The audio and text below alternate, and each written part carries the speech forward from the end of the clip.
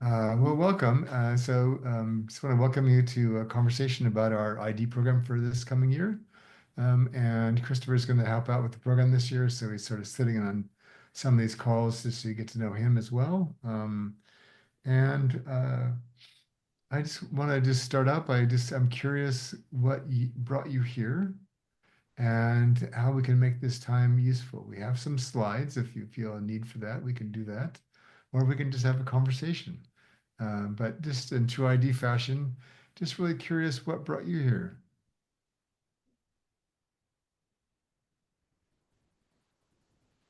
I can go. Yes, please. I have attended almost all the Beyond coaching sessions last year, Mm, and I really loved them. Like the connections I've made, the materials that you covered, and I found them very helpful. mm, Um, I am a functional medicine, health and wellness coach, just at the start of, trying to start my own business. I mm, do work full time as a tech consultant, so this is like mhm. something I do on the side. But I'm really passionate about the work that you do, so I wanted to come in to this one and hopefully tomorrow's session to just learn Okay, more. I may have a conflict with tomorrow's session, but just want to learn more about the courses that you're going to offer, okay. and hopefully Yeah. pursue them. And we'll have more than one session for each of the two programs. So if you can't come tomorrow, you can always come to the next one or just listen to the recording. Perfect. Great. Thank you. Welcome, Louise.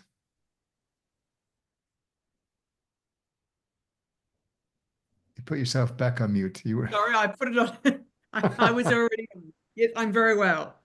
good. And where are you calling from today? From Melbourne, Australia. Ah, So it's Wednesday morning. So I can't tell you the lottery results. I would if I could. yeah, we'd appreciate that. But, Yes. um, wonderful.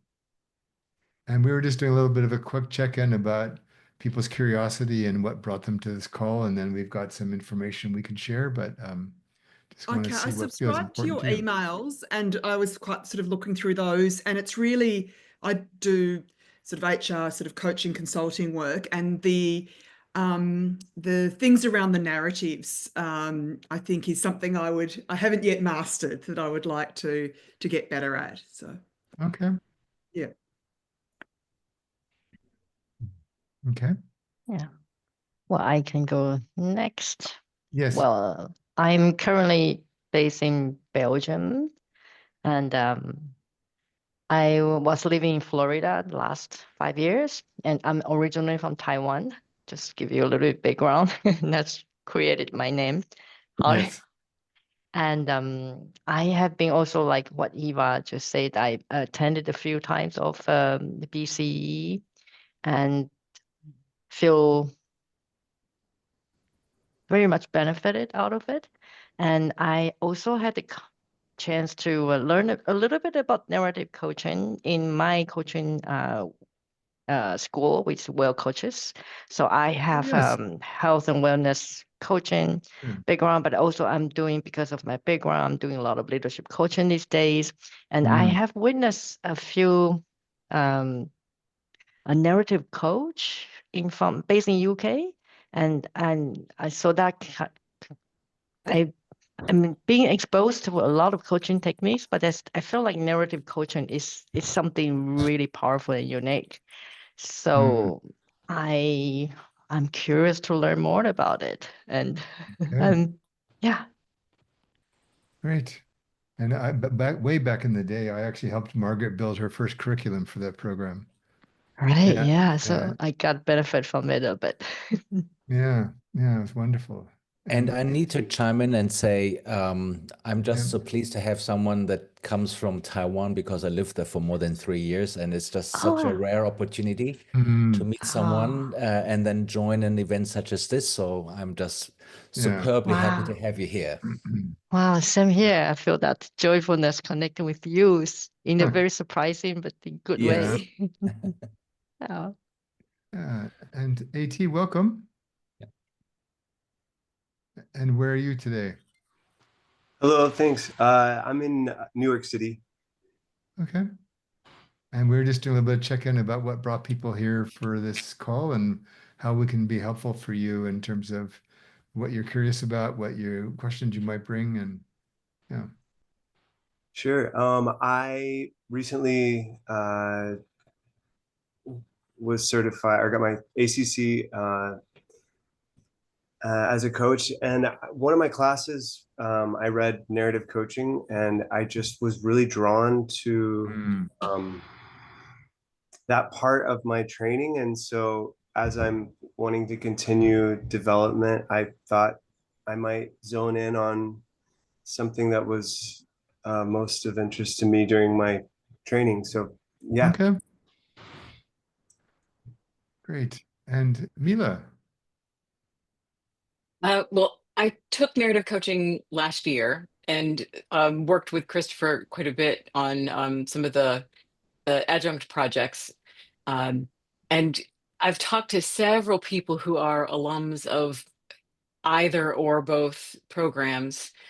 And I'm at a point where I'm trying to decide whether I want to start in an ID way right now, or whether I want to redo narrative coaching and get a better grounding in it. Okay. And then I know that on top of that, there have been some additional programs. I know Guiding Light just finished, Mhm. and then I anticipate there'll be probably a couple of other ones Mhm. later on in the year. I know that there had been, you and I had talked, and there had been some reference to doing further work on 5 maturities, which was the Yes. paper you just did last year. And then Right. also there had been some lighter references to incorporating some more Taoism into some of the Yes. upcoming work. Yes. And that's very interesting to me. So I'm trying to gauge my time and commitment for this year on exactly how I want to pace that. Yeah. So I've spoken to a few people who've taken ID Way, and it's one of those rare curious moments where each person I spoke with who have taken ID Way already, it's like the hand on the elephant. They all give me utterly removed descriptions. They're like, you all were in the same room, and yet somehow you Exactly. have Perfect. entirely different descriptions of this. So Yeah. I was hoping to get it direct from the source. Okay. We can do that. All right. Well, theoretically, the call was supposed to be about ID, but so far we've had 2 of them today, and they both have been the same. But people have come with all kinds of interests, so we'll just in true ID fashion, we'll address them all. So let me just give you a little bit of the landscape to your point, Mila, and just as part of the context for you. So I've been teaching narrative coaching for nearly 25 years. I've been teaching ID for about 5, but I've been using it for about 15. And we're in the midst of a longer transition to more of a community model so that we can give more permission and support for people to self-direct and sort of choose your own adventure through the material. We'll start either later this year or early next year. So narrative coaching was the beginning. So it's where I began out of my PhD.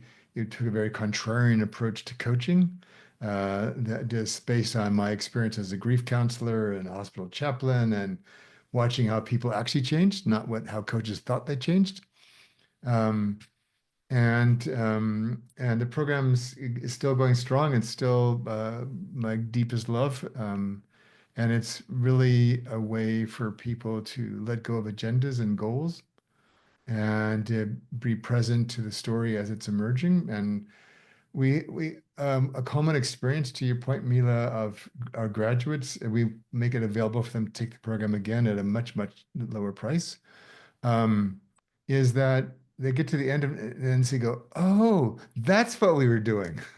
Because the program follows the same pattern as the model. So I've designed every program for the last 20 some odd years using the narrative coaching structure as a developmental structure. And so in the beginning, people are expecting that we will show them, here's the front door, go in the front door, take 9 steps to the left, then turn right, and then you'll be there at the destination. Well, they get there and then there's couches and then they sit there for a couple of modules. And when are we going to do something? Not realizing yet that they are doing something, but it's not what they're expecting that they think that they're going to be doing. So narrative coaching is really designed to teach you how to be present to people's stories as they're unfolding, trusting that the story has a purpose, often unconscious purpose, and we then do a lot of work with the narrative material in their stories. And so we teach you how to work with metaphors, do all kinds of fun things. Now that if you were to take it again, which again, a lot of people do, you start from an understanding of where it's going to end up. So now you can relax a bit and just breathe and just be there in the beginning of the program. Um, and And if I can interject for just a second, I will please, of say that course. I read almost, I would say maybe 80% of the final papers that were submitted for my class last Yeah. year. I just read all of them just to kind of see what the spectrum was. And it was a very common theme. And I say this for the people who are interested in narrative coaching, that the progress was consistently realized in the moment of using it for something else. Yeah. And they're like, oh, wait, it's that wax on, wax off moment where like you've just spent all this time practicing, you have no idea why, but then you find yourself using the technique or being immersed in a moment that's just like that, and you're like, oh, that's what that thing was. So Yeah. it was pretty common across everybody. Yeah. So for those of you that are interested in the narrative coaching part, like what in particular is drawing you, or would you like to know more about? Yeah, AT. Well, I'm an artist. I'm a creative at heart first. I spent the last 2 decades doing shows here in New York, on Broadway and just around the world. And coaching is new for me, but I wanted to bring it to creatives. That was my goal from the beginning. And I have started a group coaching, and it's just naturally gone to this narrative place, and Mm. telling each other. And I don't know if it's about actors getting into character or if it's easy. I don't know what it is, but it's just, it feels like a very natural way in for creatives that I've just experienced so far, and much easier than some of the other techniques I've learned in coaching, to be quite honest. And so really the interest is truly, how can I support groups and creatives in this way? Just so it is a personal development kind of interest, but in a sense to, I guess, what we're all doing to help others. Yeah. Yeah, for me. Yeah, it's wonderful. Yeah, so we don't, in narrative coaching, it doesn't feel like coaching, which I think is a good thing. And we often tell our students, please stop coaching because you're actually missing most of what's actually happening because you're trying so hard to coach and be helpful. Stop trying to be helpful. And so there is, again, to Mila's point, it's a bit disconcerting because they're here to be trained how to coach. And I'm like, no, you're here to be immersed in narrative coaching. And along the way, you're going to start to see things and realize that there's so much more that's happening. And we talk about it as the field. You would recognize this from theater, the space, the use of space on stage, and how that space is imbued with energies and emotions and scenes. And so we do a lot of the same thing. And so part of the model is tracking the stages of change, the stages of development, and the stages of the formation of a story, which mirror each other all the way through. And we just welcome people to show up with whatever they show up, and we welcome them 100%. And then we say, what about that? Would you like to be different? Or what should we do with this? And then off we go on a journey. So for you and for anybody in the narrative coaching space, we will teach you a lot of techniques about what to do with stories. It's the natural human currency. We don't have to get them to talk in coaching language. We just tell a story about a play that didn't go well, or maybe a colleague they don't like anymore, or they're whatever. And great, that story now is everything that we need. And then what we do is we connect the telling of the story, the experience of telling the story, and the content of the story itself. And one of the biggest thing, probably stereotypically more often for men than for women, is that they're not even aware of what's happening for them as they're telling you their story. And so even like if emotions come up, it surprises them. But as an outsider, we go, yes, it's right there.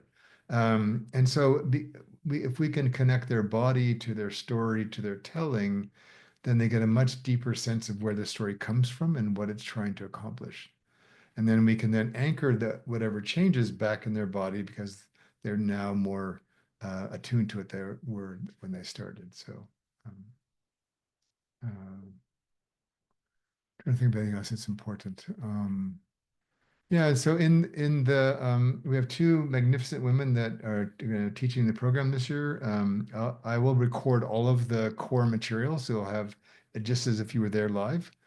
And then they're both veteran coaches. They've been studying narrative coaching for a long time, and they're going to focus differently than we've ever done before on much more of how to help you practice. And how to help you kind of sense your progress through that work. And so they're both very, very good at that. And then we've got an opportunity for you to talk in small groups as well as a forum to connect to each other and some practices for you to do on your own. Yeah. So for those of you that have interest in the narrative coaching program, is there anything else about the program itself that you'd like to know or? So maybe just one question, like, is there any prerequisite classes we have to go through before we go to IDWay, and or what is the difference from today and tomorrow is also a webinar? That's another class. So what is the Yeah, so theoretically, relationship? it may not have been communicated that way, but since it now happened twice today, but theoretically, this one was mostly going to focus on the IDWay program, and then tomorrow was narrative coaching. But we've done this twice today, and both times we had people that wanted both. So it's fine. It's totally fine. Um, um, yeah, and so I just want to make sure that all the narrative coaching questions got answered for now. And if not, and then we can move over and talk about the IDWay program. Mhm. There's I more do to- have a question about narrative coaching. So how long is the program, and then do we like get a certificate after that, or how does it work? Yeah, great question. So both programs are the same length, the same structure. They're 9 months. Most people spend between 7 and 10 hours a month in the program, depending on how much you put into the assignments. They have the same structure of I will record a video of talking through all the core material for that module. There's 9 modules. Yeah, and for narrative coaching, I'll have a subsequent session where you get to talk about what you saw in the video and what you thought and do some practices with one of our faculty, depending on whether you come in the AM or PM, and you can come to either. You'll do some work on your own, you'll do some work in your pod, keep practicing. And then we'll come back together at the end of each module. Hey, where are you now? Where'd you land? What are you taking with you? That kind of stuff. And there's a couple of special bonus resources as well as assignments for yourself to practice on things that are personally important to you. Everybody comes to narrative coaching from a different place. Some people read the book, many don't. I've got, I don't know, 50 articles you could read as well, book chapters. And so if you like that kind of stuff, there's plenty to choose from. What heartens me the most in many ways is so many of the friendships that people form in the programs and the ways they stay connected long after the programs are over. I think there's a certain kind of person that's attracted to this work. They tend to be a little bit on the outlier side because they don't want to follow the straight and narrow of traditional coaching. And then I found too that, it's always a challenge like to coach loved ones. It's hard to do, especially children, because they catch on immediately, like, stop coaching me. But with narrative coaching, because it's not doesn't feel like coaching, it's actually something you can use in many places in your life, in relationships and friendships with, um, yeah. So I appreciated that. Does that answer enough of your question, Siva? Yeah, and there was one about certification. Oh, yes, thank you. We used to offer more traditional certifications, but we just found that it wasn't as not as many people wanted it as we thought, which was fine by me. You get credit hours, which you can use for ICF for others. There's a portfolio assignment that you are asked to do at the end. It's just 3 or 4 pages, partly reflection on your journey and a few other things. And it's all spelled out in the handbook that we give you. It's pretty, and people love that. And then we have a graduation, if you will, where people come and each person gets to present a slide of what the journey meant to them. And for those who are not there, we kind of read and talk about it, but it's a way for us to celebrate each other. And then you get a certificate of completion and a little like icon you can put on your email if you'd like to do that. So thank you. Yeah.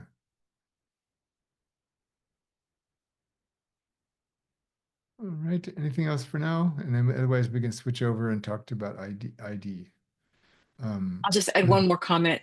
Yeah, I please. can double down on what you were saying about the relationships, because I have kept in touch with at least a dozen people that I had connection with through the course of narrative coaching and through the BCEs as well. And I've collaborated with a few of them. There's a co-study group that has built up of people who were not in the original pod together, to go through the work again, and continue, supporting ourselves and each other. So that's been my experience. Yeah. Great. And just to finish the lay of the land piece there for you, Mila.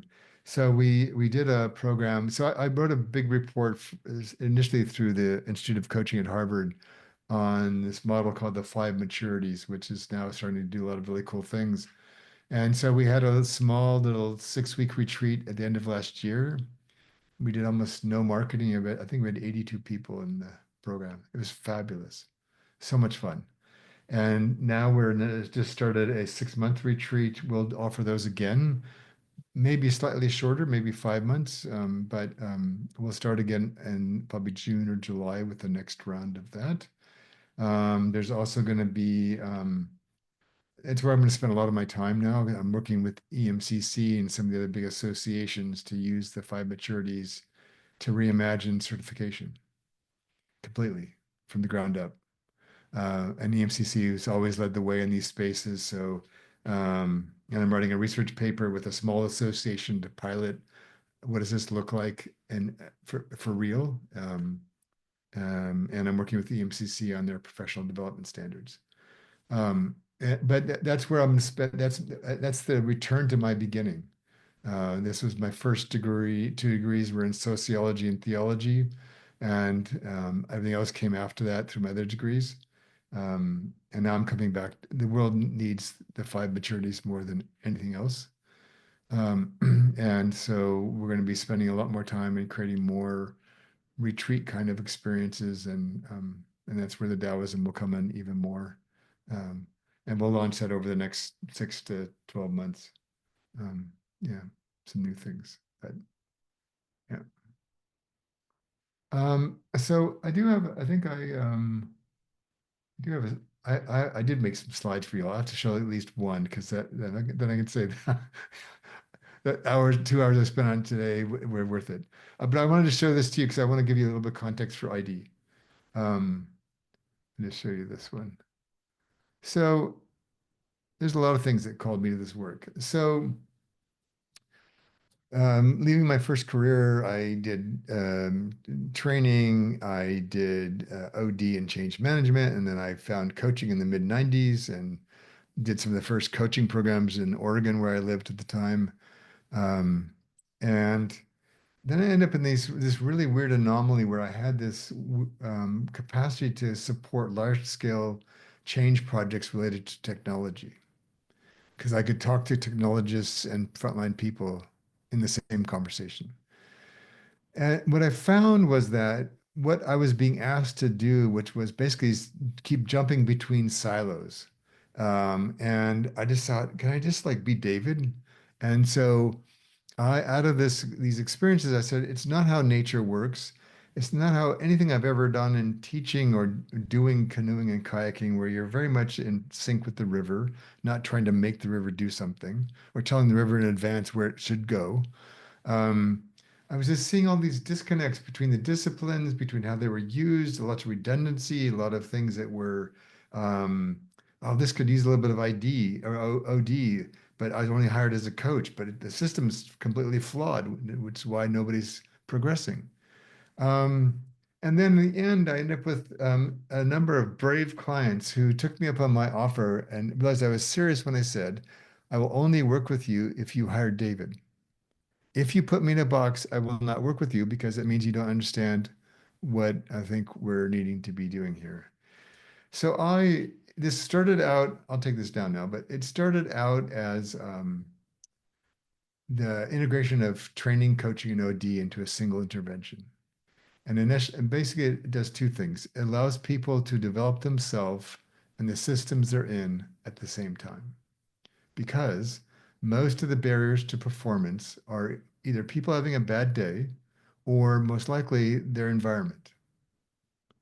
And so there was a great phrase which really catalyzed this work, which was, we need to stop sending changed people back to unchanged environments because the environment will always win. And so I developed this body of work. It has a learning and development theory that sits underneath it. It also matches well with narrative coaching. But it basically inverts practically and economically inverts how things are designed traditionally. There's a slide that shows this in the program, but the average average sort of investment in say an intervention to develop leaders, somewhere in the vicinity of about 80+% of the cost goes into what you do in the program, and it has only about 10% of the contribution to outcomes.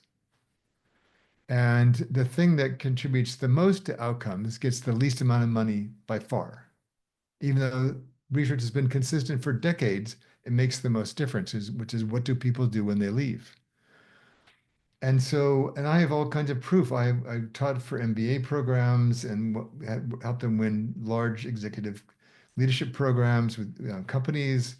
I had one client in particular that they made us do the program the traditional way. And I had an epiphany. And I said, I'm never doing that again. So I haven't done that in a decade. And with half the time and about 2/3 of the budget, we made infinitely more progress when another part of that bank allowed me to do it David's way. And then I never went back to traditional modes of training it ever again. And basically what it's doing is that you could be teaching even a basic skill like conflict management, giving feedback, whatever, and you can have 30 people in the room, all of whom need something different than the others. So, and most of it, you're not going to know what they need until you actually get there and start talking to them and they start trying things. Then they discover what they actually need. So the idea of the industrial age model of school, which we've been at since kindergarten, wrecked us as learners. All we learned how to do was play school and succeed at school. And if you got lucky, you learned because you had some amazing teachers. And if you weren't lucky, then maybe not. So we use a lot of progressive child psychologists and educators in ID to help us return to what it's like to instinctively learn, which is very different than how most training programs or teaching programs go. And so we teach you how to discern the potential for learning and growth in any moment in time and show up with whatever is needed to make that happen. So it often can be in the construct of a traditional program. So I've done this in the context of leadership programs. I've done this in the context of, I spend a month in Melbourne with all the people at the very top of the Victorian government, using ID to help them during their horrible bushfire season, all the rise of social media attacks on government, They knew that the pandemic was coming before we did in the States. I knew that the pandemic was coming before I got home, because a chief health officer for the state was in my program and was making regular trips to China to understand what was happening. Anyways, so for me, it's just a way of imagining ourselves designing, delivering, and being in learning and development experiences with people that, again, is much more natural and I think much more organic and adaptive than this whole hullabaloo about perfect curriculums and figuring everything out. And yeah, so that's a few things in a nutshell. I'm going to stop there for a second, and just see what's emerging for any of you about ID if that's your interest. And then we'll hear from you, and then we'll pick up Christopher's experience, which he's been at this for the last 3 years. So he's been on his own journey with ID. But for now, I just want to see if anything's emerging for any of you. David, it sounds really interesting. I feel like I'm at sort of a very novice stage. I'm not sure I quite understand what it is, but I like what I'm hearing in terms of not your sort of school type curriculum, which I think the pandemic, one of the few good things that came Yeah. out of it is where people have less time or less willingness to devote to some of those old school things, and so we've been doing some things that are different. But I'm seeing a lot of need for people in managerial, for whatever better term, sort of Yeah. roles who need support in order to actually probably do this kind of learning with their people. And so it's kind of sort of that scale thing, like can I as Yeah. one coach influence a group of people so that they would then be able to do some Yes. actual really effective kind of learning? Or is Yeah. that So we what's had, sorry. yeah.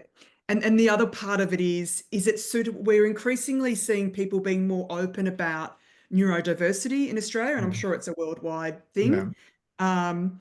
And which is great, because then we have laws around reasonable accommodations. Mhm. And so it's talking to people about, well, what does that mean? And it's not it might be building in more deliverable timeframes, etc. So it's about individualizing it. And I'm wondering if this is more or less suitable for people with neurodiversity. Well, we can ask Christopher. Two big questions. Yeah. So particularly for ID, you will go on the journey you need to be on in terms of what you most want to do with this work. And so one of the things, and this comes actually from as a suggestion from Christopher, that this year we're going to build into the curriculum and the support an invitation for you we think about this in 3 trimesters across the 9 months, and each trimester you'll have a project. And you get to decide completely what that project is. But it's a way to use what you're learning in ID immediately, as opposed to waiting to the end of the program, because it's in fitting with our principle of the humorous example we always use is if you were to go to a ski resort in the winter and there's a beginner ski class, and you've got children learning to ski and adults learning to ski, profoundly different approach. The adults, they're there to not fall down, look dumb, and hurt themselves. The kids are there to ski, right? And so even though they have less strength, less experience, lots of things, they learn to ski faster because their only goal is, I want to go down the hill and have fun. And whereas the adults are there to learn how to ski. And so we want to encourage you so you might be working with a client as a high neurodivergent population. What does learning and development need to look like for them? Not necessarily, and so you might bring in expertise in that space. You might bring in some research you might do in that space. You might bring in a client who's really eager to partner with you on figuring that out. So that each of you is going to take ID in the direction that you need to take it.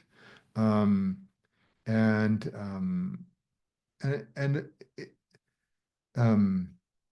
yeah, for me, it's the most, I can't say it's the most satisfying. It's just, when it works, it's just beautiful to watch because you really are empowering people to go teach themselves based on what's important to them and what they're observing about themselves. And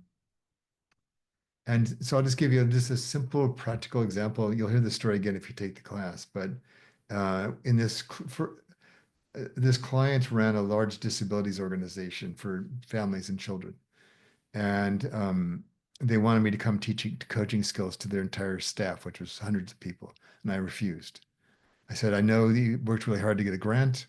This is not going to be it's not going to give you what you think. What is it you're actually trying to do?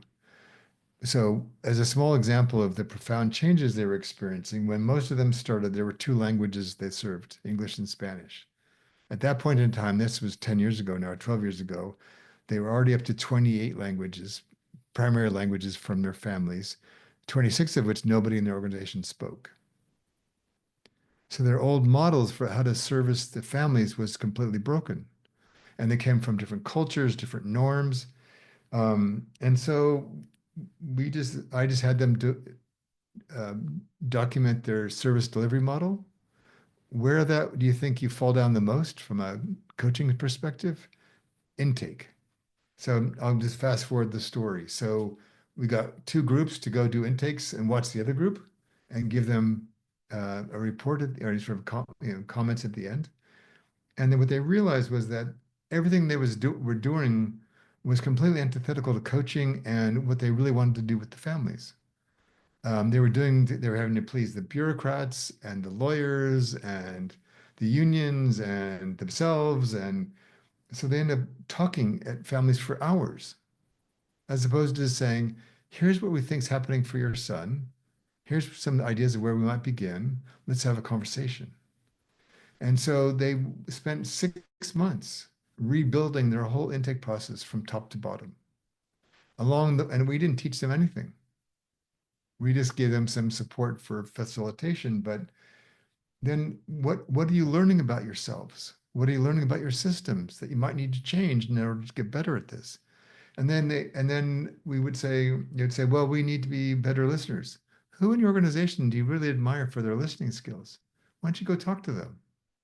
So then we empowered people to work on the projects themselves. And then every now and then they need something specialized expertise that I had and they didn't, but that was not very often at all. And so it's a way to say, how can I approach a dilemma I'm presented with? How can I enable people to participate in that in ways that will be very novel for people? A lot of people really struggle in these projects initially because they've never been given permission to learn and be responsible for their learning. They've always were told what they had to do. So it's a very adulting kind of activity for people. But because they're determining where to go and what to learn, they're working on their own environment because we keep asking them, what would enable you to be at your best more often? Which is, again, where the neurodiversity piece would be very helpful. And then we give them skills and resources and tools about how to address their own environment to make it easier for them to be at their best. Yeah. And then therefore they can do the same for the people they serve. Yeah.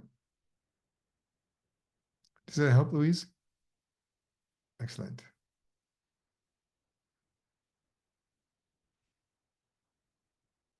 Christopher, from your experience, is there a few things you'd like to share about your journey? Yeah, sure. So I did the ID program, I think in 2021, and I've also done the NC, the Narrative Coaching Program, and I've been involved in the Moment Institute for some time now, focusing on strengthening the community. And so I'm glad to see the programs evolving and kind of merging and also differentiating in different aspects. I would fully agree that everyone who has gone through the ID program has a very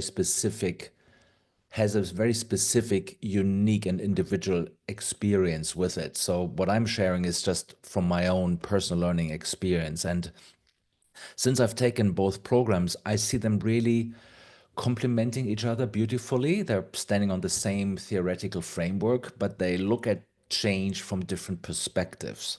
So if you have taken training programs, the ID program can be a wonderful complementing piece to expand the way how you approach coaching and build different relationships, how you open up to be more sensitive and attuned to what's actually happening.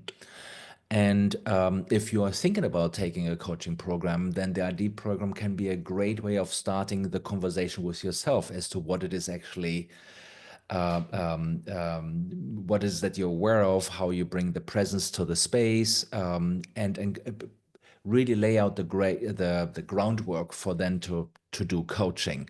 But I don't mean it necessarily sequentially. You can do both at the same time. And I started off with going through my own coaching program at a different place, ICF certified, and then I joined the ID program.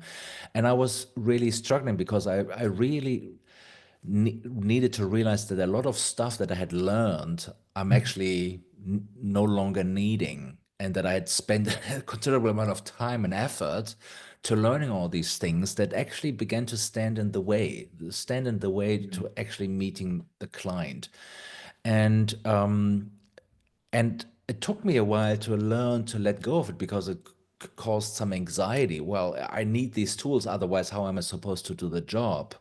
So ID in some ways really helps you to build the trust in yourself, the trust in your sensitivity, the trust in your own maturity and what it is that you bring, and therefore and cultivate the soil from which you support the process of change. And the good thing about ID, in my view, is that it's not that it allows you to bring change in very different ways in many different domains. So while you do the coach program, you look at things from the coaching perspective, but ID is more of a human change process.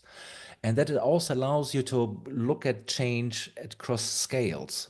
So the program starts really with you, which is already quite radical in some ways, because when we do coaching, we first start thinking about the client and rally with us. So one of the things that startle many people when they join the ID program is that they're invited to look at themselves first, and actually a considerable amount of time is really about inquiring into what it is that what are you noticing when you're meeting a client? Do you notice anxiety arising because you think you need to solve something? And how is that impacting then the dynamics in the space? And what is it that can do to slow down and really pay attention to our own attunement? I find this incredibly important, and it's also impacting every other space in life. It's not just at work, it's just the way how you communicate and relate with other people.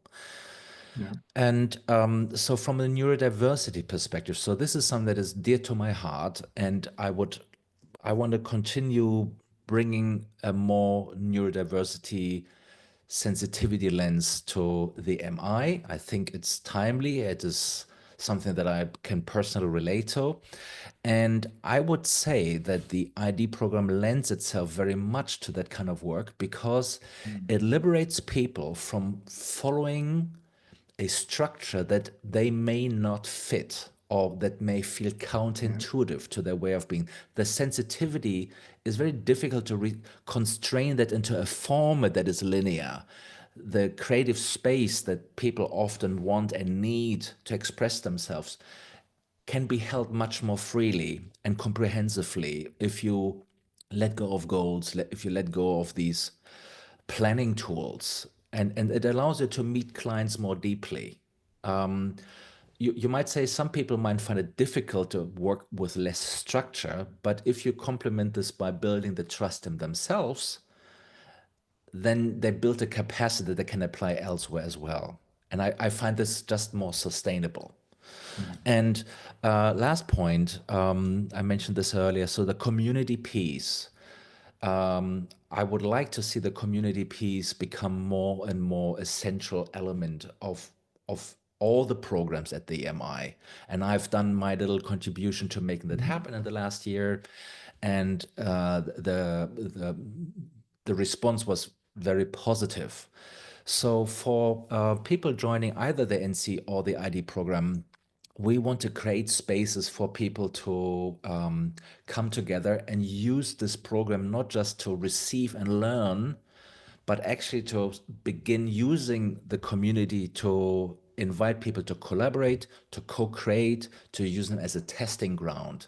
So, Luis, if you were to think of a project that you can bring into the ID program, I would do my best, or everyone would do the best, that you have the enabling conditions for you to test it out and to receive the feedback and support that you need to give it its contours and watch it develop as you develop in the program. So it's a kind of a conversational process rather than something that is being delivered to you.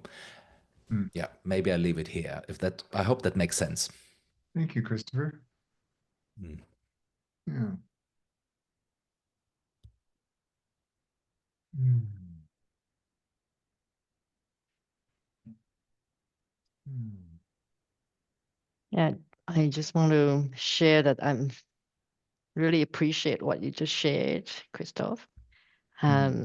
Especially, I think I am at this stage. I'm on my coaching journey. I'm just qualified as a PCC at the beginning of the year.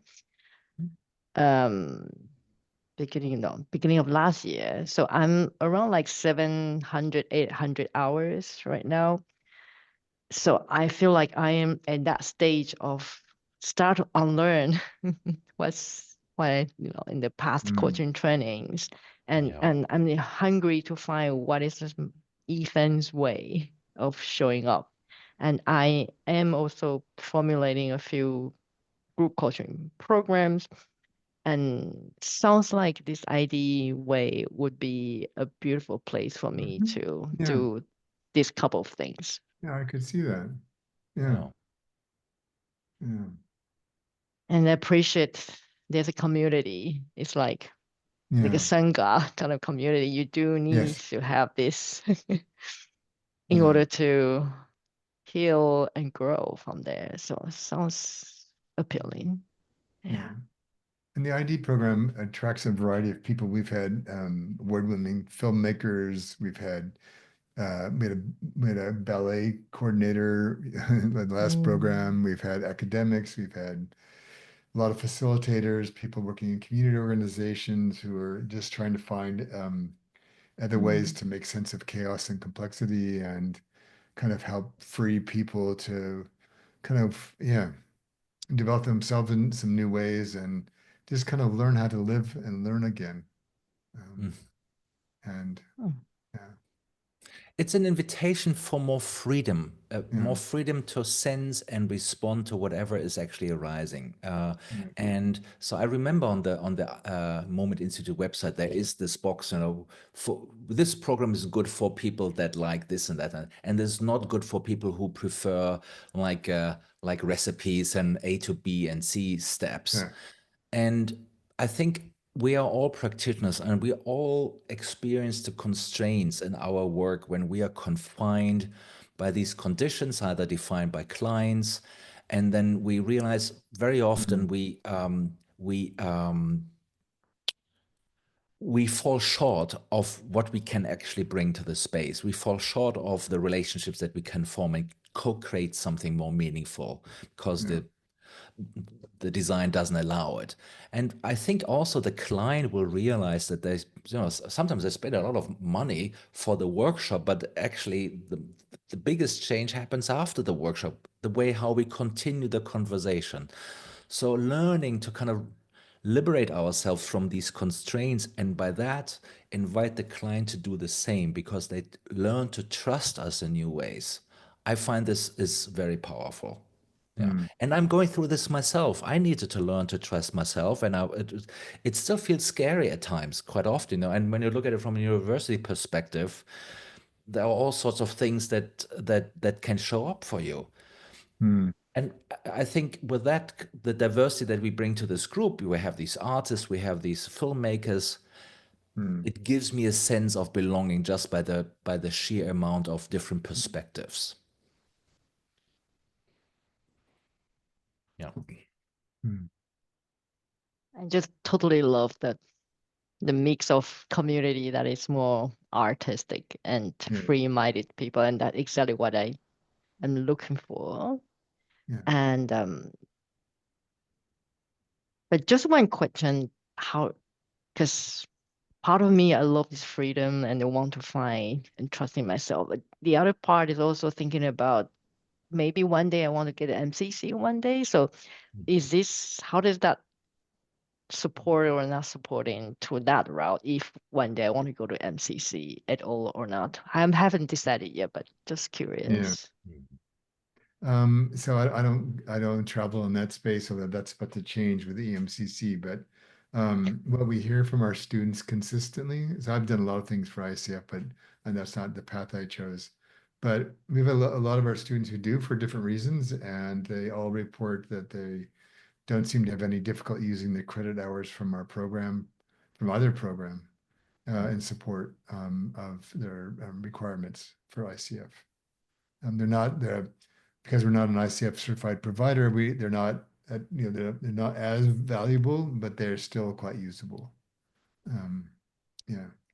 And if I may add this on your behalf, David, if you don't mind. So since you're based in Belgium, the EMCC might also be an interesting accreditation It body. is. And there's a Yes. lot of conversations taking place, not with me, but with David in the EMCC in terms of redesigning accreditation. So perhaps it's a little bit too early to say, but perhaps towards the end of this year or around that time, there might be new opportunities to have those hours accredited, if not more. But I don't want to promise anything because I'm not part of this conversation. But I remember that you're based in Belgium. Yes, so indeed. I attended the EMCC conferences, and I do feel like EMCC credential is, for some reason, is more valuable and deeper than ICF system. yes.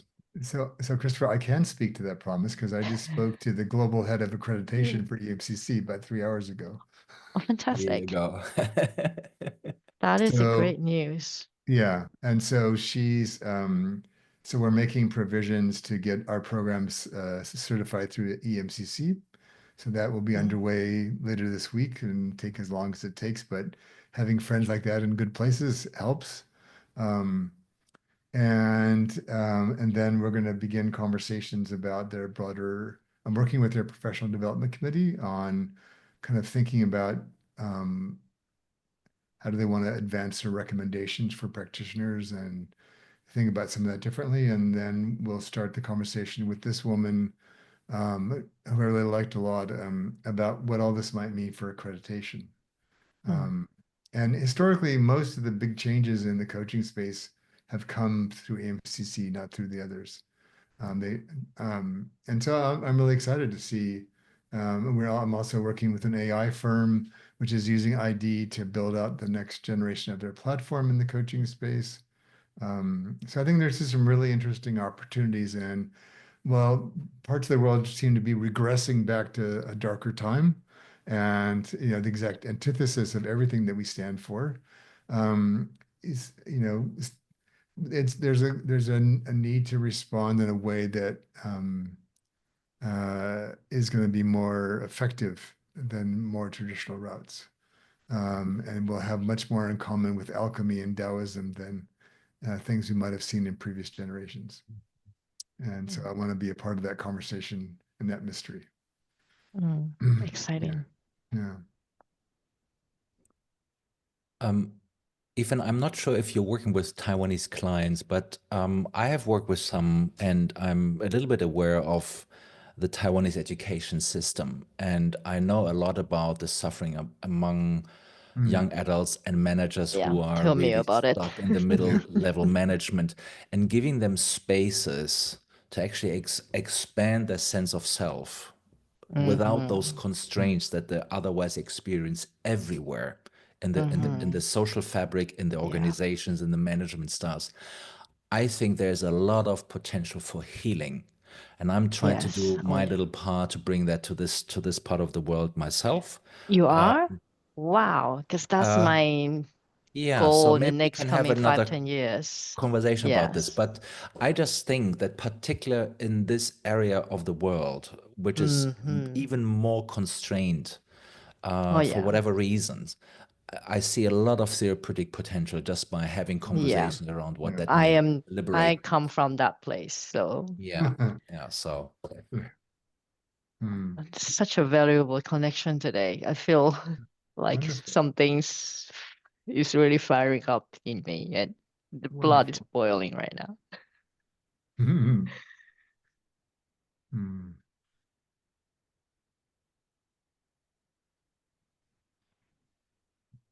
Hmm.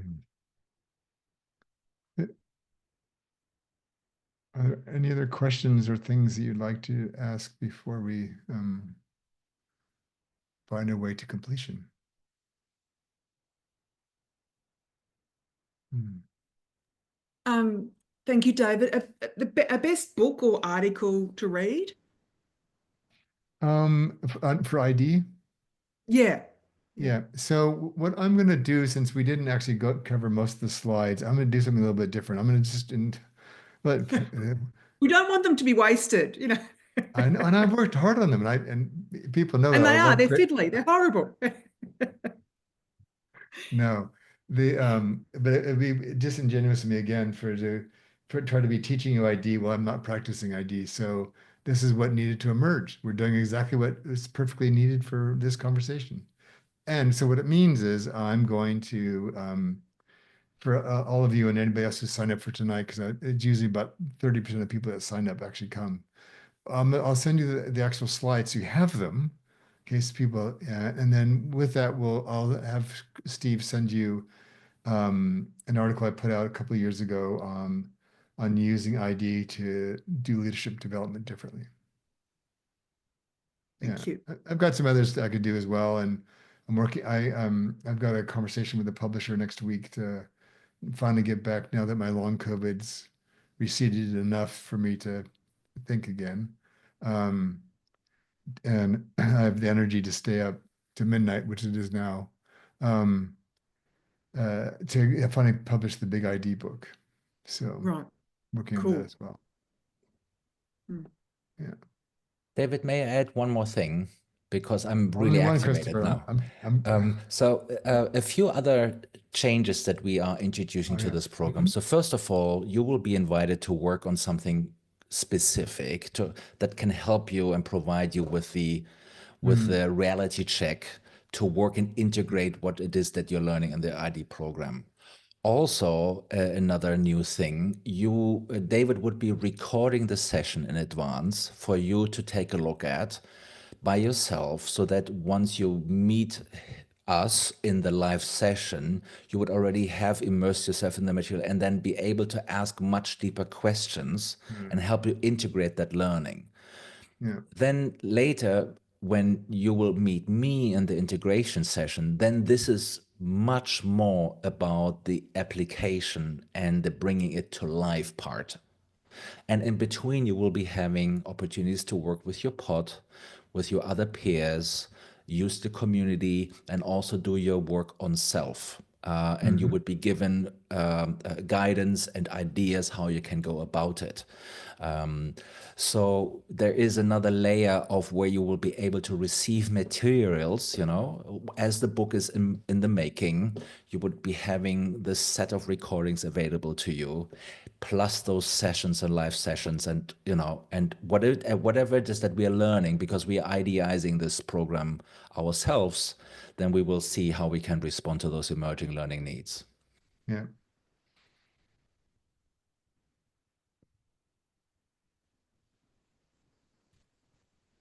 Yeah. And ultimately, what I think where this all will end up next year is that we'll make everything available in the library, and you can have access to all of it from both programs. And then you can choose what you want to do with it in terms of practice groups and or creator type groups to go build things, and then form communities of practice around people building things in common. Um, so, yeah.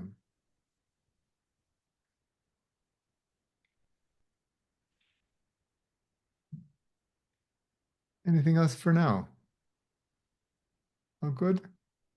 So fabulous. So lovely to see you all. And whatever program you decide you want to join us for, you can access both of them on the website. And yeah. Okay. Well, have a wonderful rest of the day wherever you are. Thank you for coming to join us. And hopefully we'll see you again soon. Yeah. And thanks, Christopher, for supporting the call. Yeah. And thank you Yeah, so great much, to meet you. David, to making it happen for Yeah. for the world. I think you are Thank doing you. a lot of great things, bringing a Oh, lot of thank you. light. Yeah. And thank you, Thank you. Christoph. I wish I can connect with you a bit more later. Yeah. I sent you a message on the in the chat with my contact details just in case. Okay, I will make sure I capture that before. And AT, I noticed during the conversation you put the hand on your heart in the beginning. I thought, oh, I was becoming so curious as to what was happening and what actually touched you. So ID is a great space to work with these kind of things. Yeah. Thank So much of what you said resonated with me. What everyone really, but I just thank you for. It really feels like an honor to be in the presence of such Oh, wow. thoughtful, innovative, courageous thinking. And I am. Thank you for the time and space for that. You're most welcome. Thank you.